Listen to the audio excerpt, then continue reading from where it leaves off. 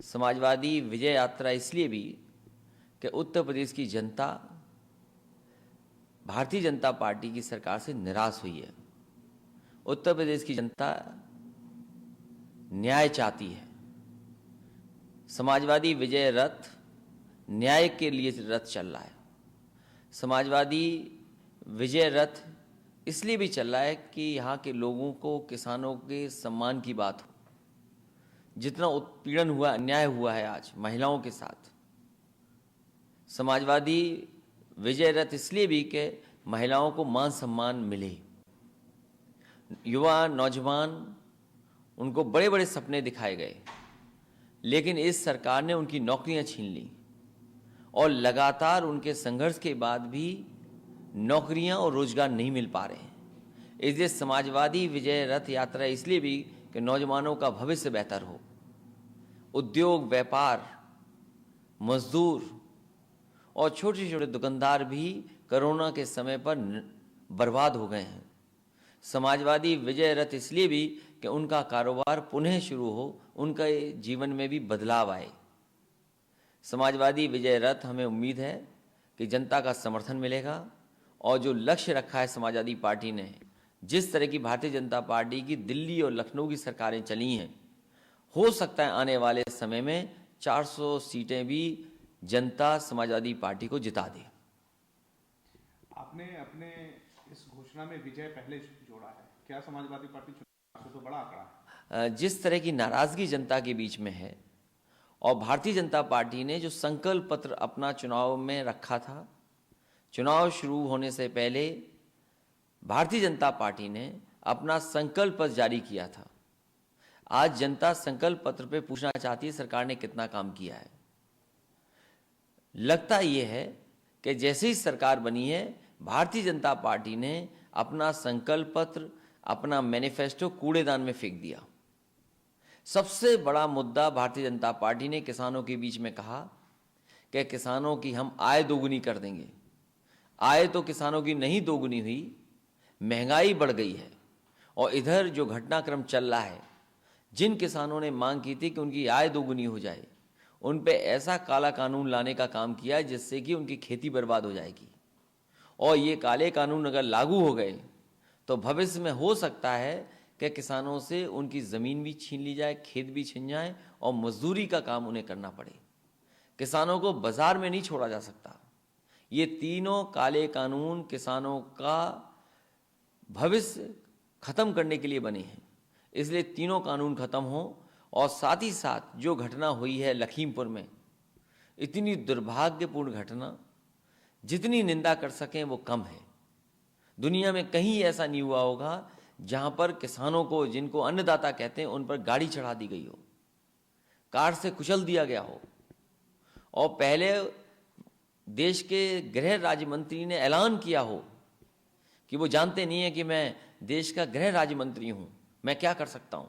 उसके बाद उनके बेटे, उनके साथी और भारतीय जनता पार्टी के कार्यकर्ता गाड़ी लेकर के निकले।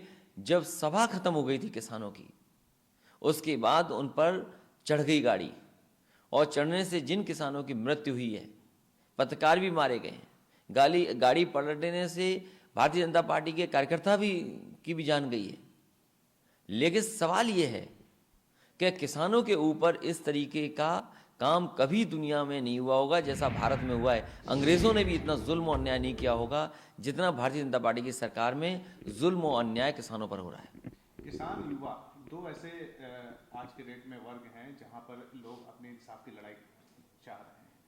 किसान कहता है कि उनकी जमीन बच जाए और युवा चाहता है उसको रोजगार मिले। ऐसे समय में 22 में बाईसाइकिल आए, इसको लेकर आप क्या समाज या फिर इन दोनों वर्गों को देने की घोषणा करते हैं? समाजवादी पार्टी की कोशिश होगी कि किसानों के सभी सवालों का समाधान करे। जिस तरीके से आज उन्हें खाद महंगी खरीदनी पड़ रही है, डीएपी महंगी खरीदनी पड़ रही है, इंसेक्टिसाइड, पेस्टिसाइड खरीदनी पड़ रही है महंगी, और लागत भी जिस तरीके से बढ़ गई है, बिजली भी उनकी बढ़ गई है, सिंचाई मुफ्त नहीं बची है। इन तमाम सवालों के समाधान ढूंढने का काम, और कम से कम किसानों के पास वो स्थान हो जहां पर उन्हें सही कीमत फसल की मिल सके। समाजवादी पार्टी की कोशिश होगी कि किसानों के हित में काम कर करके किसानों को खुशहाल कैसे बनाया जाए। और साथ ही साथ युवाओं का भी इसलिए भी ध्यान रखना है क्योंकि युवा हमारे देश का भविष्य है। महंगी पढ़ाई, पढ़ाई के बाद रोजगार नहीं, रोजगार के साथ साथ नौकरियों का कोई इंतजाम नहीं, और जिस तरीके से सरकारें फैसला ले रही हैं, नौकरियां खत्म हो रही हैं। समाजवादी पार्टी की कोशिश होगी कि अर्थव्यवस्था को पटरी पर लाना, अर्थव्यवस्था को बेहतर करना, उसके बाद नौकरी और रोजगार के इंतजाम नौजवानों के लिए करना। सर, अब लखीमपुर खीरी की बात कर रहे थे, दिल दहला देता है। पहले जीप, उसके बाद एसयूवी, रौंदते हुए किसानों को चला जा रहा है। और गृह राज्य मंत्री का यह बयान है कि उनके बेटे नहीं थे मौकाए वारदात में इससे पहले। अब वीडियो सामने है और वीडियो में उनके पुत्र भी देखे जा रहे हैं। भारतीय जनता पार्टी पर भरोसा नहीं है कि वो न्याय दिलाएं, इसलिए हमारा किसानों से अपील है कि आने वाले समय में इस सरकार को उखाड़ फेंकें। जिस तरीके से घटना हुई है और जो नाम आ रहे हैं, वीडियोज़ आ रहे हैं, या जो वहाँ पर मौके पर लोग थे, उन सब ने उंगली उठाई है गृह राज्य मंत्री के बेटे पर। गृह राज्य मंत्री के बेटे और उनके साथ उनके साथियों की गाड़ी सीधी आकर के किसानों के ऊपर चढ़ गई, और उसी का परिणाम ये होगा किसानों की मृत्यु हुई है। अगर कोई दोषी है, किसी को जेल जाना है, तो वो गृह राज्य मंत्री हैं, उनके बेटे और उनके साथी जितने भी जेल जाएं। और जब तक गृह राज्य मंत्री खुद हैं मंत्री, तो कैसे संभव है कि पुलिस उनके घर में घुस जाएगी? इसलिए गृह राज्य मंत्री को इस्तीफा देना चाहिए, और कम से कम आज ये प्रधानमंत्री हैं, उत्तर प्रदेश में आए हैं, तो उन लोगों की भी गिरफ्तारी होनी चाहिए जिन्होंने किसानों पर गाड़ी चलाई है। लेकिन मामला तो सलट गया।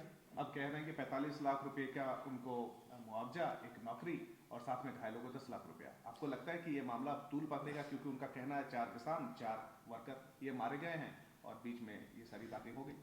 मुआवजा, मदद या नौकरी, ये बात तो खत्म हो गई, लेकिन कानून अपना काम तो करेगा।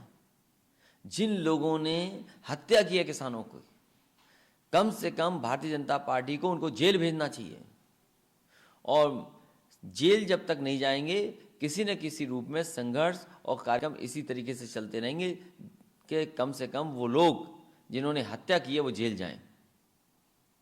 लेकिन आपको लगता है कि ये मुमकिन हो पाएगा? क्योंकि राज्य में सरकार उनकी, केंद्र में सरकार उनकी। अंतोगत्वा उन्हें जेल भेजना ही पड़ेगा। सरकार देर कर सकती है, लेकिन 302 के मुकदमे में उन्हें जेल जाना ही पड़ेगा। वहाँ की आम जनता जानती है कि गाड़ी किसकी थी, गाड़ी कौन चला रहा था, साथ कौन कौन बैठे थे। जो मौके पर थे उन्होंने देखा है, फायरिंग भी हुई, फायरिंग से भी जान गई है किसान की। तो आखिरकार फायरिंग कौन कर रहा था, गाड़ी में कौन कौन बैठे थे? जो लोग पकड़े गए मौके पर, गाड़ी पलटने के बाद उन्होंने गृह राज्य मंत्री का नाम लिया है, गृह राज्य मंत्री के बेटे का नाम लिया है। इससे ज़्यादा और क्या सबूत सरकार को चाहिए होंगे? जब हर चीज़ सामने है तो सरकार की जिम्मेदारी बनती है कि न्याय के प्रति भरोसा बढ़े, इनको तुरंत जेल भेजना चाहिए। इसका इन्वेस्टिगेशन कैसे हो? समाजवादी पार्टी की मांग थी कि सिटिंग जज मॉनिटर करें, जांच कोई भी करे, लेकिन सिटिंग जज के अंडर जांच होनी चाहिए। क्या आप नहीं जा रहे लखीमपुर खीरी? सरकार ने इतना पुलिस का इंतजाम किया कि कोई विपक्षी नेता पहुंच ना सके। जब तक हम लोग जाने की तैयारी करते, घर के बाहर बैरिकेडिंग, पुलिस, आरएएफ सब कुछ लगा दिया। आने वाले समय में बहुत जल्दी समाजवादी पार्टी और मैं खुद जाऊंगा उन परिवार से मिलने। अभी जितने भी विपक्ष के नेता हैं, जैसा आपने बताया, घर पे बघेल साहब आना चाहते हैं, उनको आने नहीं दिया गया। बाकायदा एक आधिकारिक सूची और लेटर निकाला गया कि एयरपोर्ट पर किसी पंजाब और छत्तीसगढ़ के सीएम के प्लेन को लैंडिंग की परमिशन नहीं मिलती है। तो क्या ये क्राइम है जहां पर गुनाह हुआ वहां पर विजिट करना? भारतीय जनता पार्टी से जनता ये जानना चाहती है आखिरकार क्या सच छिपाना चाहती है भारतीय जनता पार्टी। कुछ छिपाना चाहते हैं, इसीलिए किसी को और किसी पॉलिटिकल पार्टी को, लीडर को जाने नहीं दे रहे हैं। कम से कम विपक्ष की जिम्मेदारी बनती है, कोई दुख और तकलीफ परेशानी में है तो उसके घर परिवार से मिले, उसकी मदद करे जाके। तो आखिरकार भारतीय जनता पार्टी क्या सच छिपाना चाहती है, और सच्चाई यही है कि सच्चाई को छिपाने का काम भारतीय जनता पार्टी कर रही है, लोकतंत्र को कमजोर करने का काम भारतीय जनता पार्टी कर रही है। एक बड़ा आरोप की तरफ आप बढ़ रहे हुए, या तो दंगा से पीड़ित रहा ये प्रदेश, या तो फिर इस तरह की घटना जो किसानों के साथ हुआ है। जो किसानों के साथ हुआ है, पहले तो इन्होंने आय दोगुनी नहीं की। किसान मांग कर रहे हैं तीनों काले कानून वापस हों, वो स्वीकार नहीं किया, और आज किसानों के ऊपर गाड़ी चढ़ा दी जिसमें किसानों की मृत्यु हो गई। आने वाले समय में किसान एकजुट होकर के भारतीय जनता पार्टी को सबक सिखाएगा। तो राजनीति के इलेक्शन सामने आ रहे हैं और राजनीति भी गर्म हो रही है, लेकिन आप जो इतने कॉन्फिडेंट हैं उसकी वजह क्या है? आपने एक अपने लाइव इंटरव्यू में भी ये बात कही है कि जो छोटी छोटी पार्टियां हैं उनके साथ आप अपना अलायंस करने वाले हैं। भारतीय जनता पार्टी ने उत्तर प्रदेश की जनता को निराश किया। भारतीय जनता पार्टी को समर्थन उत्तर प्रदेश की जनता ने किया, जिसका परिणाम ये हुआ 2 बार उनकी दिल्ली में सरकार बनी। इतने बड़े पैमाने पे बहुमत किसी को नहीं दिया होगा जितना बहुमत उत्तर प्रदेश में भारतीय जनता पार्टी को मिला है। उसके बावजूद भी सपने तोड़े हैं इन्होंने, अपना संकल्प पूरा नहीं किया। कोई वर्ग ऐसा नहीं जिसको दुखी न किया हो। कोरोना के समय, जिस समय जनता को सबसे ज़्यादा ज़रूरत थी भारतीय जनता पार्टी की सरकार की मदद की, उस समय जनता को अनाज छोड़ दिया भारतीय जनता पार्टी ने। लॉकडाउन 1 में सबसे ज़्यादा मजदूर परेशान हुए, उनको भी अनाज छोड़ दिया। जो सरकार गरीबों का मदद ना करे, कोरोना में दवाई का, बिस्तर का, ऑक्सीजन का इंतजाम ना कर सके, गंगा मैया ने दिखा दिया कि किस तरीके से लाशें बह करके जा रही थीं। गंगा मैया ने लाशें वापस कर दी, वो दिखाई दे रही थीं, और क्या तस्वीर दुनिया ने देखी। ये सब वर्ग को अपमानित करने का काम भारतीय जनता पार्टी ने किया है। इसलिए उत्तर प्रदेश से इस बार भारतीय जनता पार्टी का सफाया होगा। महंगाई के लिए समाजवादी पार्टी ने संघर्ष किया, समाजवादी पार्टी सवाल उठा रही है। वहीं हम ये जानना चाहते हैं, दिल्ली और उत्तर प्रदेश की सरकार, क्या भारतीय जनता पार्टी को नहीं पता डीजल कितना महंगा हो गया? क्या भारतीय जनता पार्टी को नहीं पता पेट्रोल कितना महंगा हो गया? क्या भारतीय जनता पार्टी की जानकारी में नहीं बिजली कितनी महंगी हो गई है? क्या भारतीय जनता पार्टी को नहीं पता है कि दाल से लेकर के जितने भी खाने पीने की चीज़ें सब महंगी हो गई? आखिरकार जिम्मेदार कौन है? जिस गैस का सबसे ज़्यादा नाम लेते थे उज्ज्वला, क्या आज गरीब उज्ज्वला के सिलेंडर भरवा पा रहे हैं? तो आखिरकार जिम्मेदार भारत सरकार और उत्तर प्रदेश सरकार भारतीय जनता पार्टी की है। इसको महंगाई का जवाब देना ही होगा, और अगर महंगाई नहीं करेगी ये कम, तो इन्हें सत्ता से बाहर जाना पड़ेगा। समाजवादी पार्टी के अलायंस को लेकर एक सवाल है मेरा कि जो छोटी पार्टियां हैं उससे आप अलायंस करने जा रहे हैं, लेकिन राजभर आपसे नाराज चल रहे हैं। आपके ही घर से हैं शिवपाल, वो अब तक घोषणा नहीं कर पा रहे हैं। आप क्या लोक दल से औपचारिक घोषणा कब करेंगे? क्योंकि ये अटकलें लगाई जा रही है कि 2 युवा पश्चिम उत्तर प्रदेश में मिलने जा रहे हैं। उत्तर प्रदेश के जितने भी छोटे और क्षेत्रीय दल हैं, उनसे कोशिश होगी समाजवादी पार्टी साथ लाए, और लगातार चुनाव तक ये प्रयास रहेगा कि इन दलों को साथ ला करके चुनाव लड़ा जाए। पश्चिमी उत्तर प्रदेश में क्या करेंगे आप? आरएलडी से पहले से समाजवादी पार्टी का अलायंस है, लोकसभा से अलायंस चल रहा है। इसी तरह महान दल है, उसके साथ समाजवादी पार्टी का गठबंधन है। चौहान समाज के संजय, उनका एक दल है, उनके साथ गठबंधन है। इसी तरह कोशिश की जाएगी कि उत्तर प्रदेश के छोटे और क्षेत्रीय दल हैं उनको साथ लाया जाए। आज प्रधानमंत्री मोदी लखनऊ में हैं, उन्होंने जो कि जिनको प्रधानमंत्री आवास योजना के तहत लाभ मिला है, वो आज खुश हैं, और साथ में उन्होंने एक ऐलान किया है कि जो आवास अब आवंटित होंगे वो किसी महिला के नाम पे होंगे, ना कि किसी गैर परिवार में लोगों के नाम पे। कैसे देखते हैं इस प्रधानमंत्री के मूव को? उत्तर प्रदेश में चुनाव है, इसलिए चुनाव के लिए घोषणा की जा रही हैं। चुनाव को लेकर के इनको कम से कम जनता के बीच में कहना चाहिए कि पिछले घोषणा पत्र में क्या क्या चीज़ें लागू की हैं। क्या किसानों की आय दोगुनी हो गई? डेयरी को लेकर के इन्होंने कहा कि हर जगह हम डेयरी को लेकर के मिल्क के क्लस्टर्स बनाएंगे। कितने क्लस्टर्स बने हैं? इन्होंने कितने लैपटॉप दिए हैं? कितना डेटा दिया है? किसानों के लिए अलग से फंड्स बनाने की बात कही गई थी। हम ये जानना चाहते हैं कि किसानों की मदद के लिए कितनी धन आपने दिया? जो महंगाई बढ़ गई है उसके कम करने के लिए क्या फैसला लिया? बिजली एक यूनिट नहीं बनाई, जो पावर प्लांट उत्तर प्रदेश में लग रहे थे उनको पूरा नहीं किया, और बिजली कितनी महंगी कर दी। सोलर प्लांट्स कितने लगे ये बताए सरकार। इसलिए सरकार के पास कोई जवाब नहीं है, इसलिए नई घोषणा करने की तैयारी में भारतीय जनता पार्टी है। लेकिन जनता सब जानती है, इस बार चुनाव में भारतीय जनता पार्टी को करारा जवाब मिलेगा। चुनावी घोषणा आप कह रहे हैं प्रधानमंत्री के इस पूरी घोषणा को? जिन शौचालय को लेकर के न जाने कितना पैसा खर्च किया गया, और यहाँ तक शौचालय का नाम इज्जत घर बना दिया गया। ये भारतीय जनता पार्टी की सरकार बताए कि कितने शौचालयों में पानी है और कितने शौचालय आज सही सलामत गांव में हैं। उज्ज्वला को लेकर के बहुत प्रचार किया गया। सरकार ये बताए कि कितने गरीब दोबारा सिलेंडर भराने जा रहे हैं, वो सिलेंडरों पे सामान रख रहे हैं और सिलेंडर को स्टूल की तरह यूज कर रहे हैं। स्वच्छ भारत को लेकर के न जाने कितना प्रचार हुआ, कितना फंड खर्च हुआ। ये बताएं कि स्वच्छ भारत में कितने गांव, कितने शहर, कितने कस्बे स्वच्छ हो गए। आज भी सड़कों पर कूड़ा पड़ा है। जहां पर इनके मेयर हैं, यहाँ के चेयरमैन हैं, सबसे ज़्यादा मेयर भारतीय जनता पार्टी के हैं और सबसे ज़्यादा गंदे अगर कोई हैं तो शहर हैं। तो आखिरकार इसका जवाब कहाँ है सरकार के पास? आपको नहीं लगता है कि स्वच्छता मिशन के तहत, आवास मिशन के तहत, उज्ज्वला मिशन के तहत और जल और नल मिशन के तहत भाजपा हर घर में अपनी पैठ बना रही है, घर में बैठ रही है, वोट बैंक बना रही है? यही वजह है कि 2 बार लोकसभा में प्रचंड जीत हुई है और स्टेट में उनकी सरकार है। भारतीय जनता पार्टी घोषणा कर रही है, शिलान्यास का शिलान्यास कर रही है, उद्घाटन का उद्घाटन कर रही है।